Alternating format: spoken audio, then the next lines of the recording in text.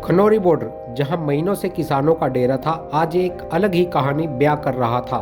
सुबह की धूप चढ़ते ही सूरज की किरणें उन ट्रैली ट्रैक्टरों पर पड़ी जो कभी किसानों का घर हुआ करते थे, लेकिन आज वहां हलचल थी एक अलग तरह की।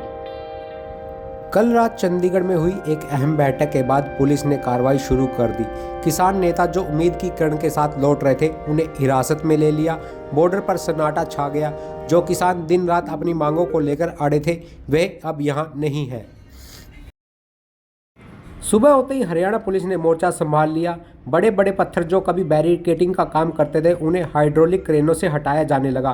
तार की किलेबंदी को भी हटाया जा रहा है, जैसे कोई पुरानी दीवारें ढाई जा रही हो।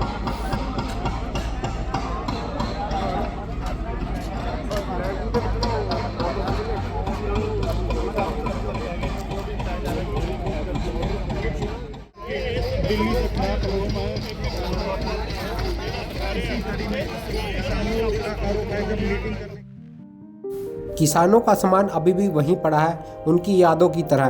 ट्रैली और ट्रैक्टर जो कभी उनके घर होते थे, आज खाली खड़े हैं। उन्हें भी जल्द यहां से हटा दिया जाएगा ताकि रास्ते को पूरी तरह से खोला जा सके।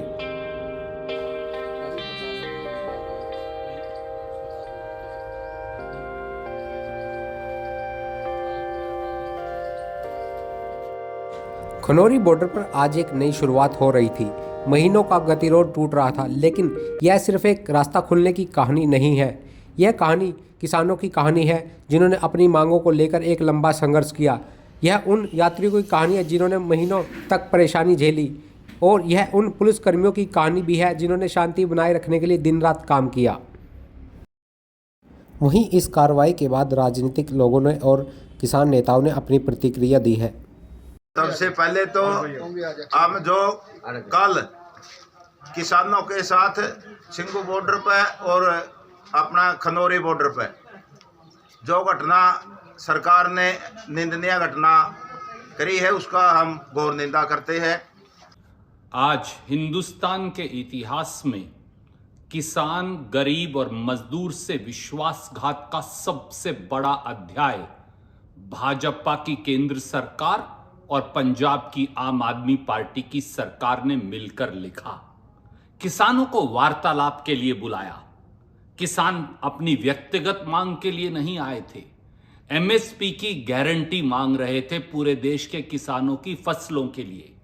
और जैसे ही केंद्र सरकार के प्रतिनिधियों से बातचीत करके निकले, तो धरपकड़ शुरू हो गई।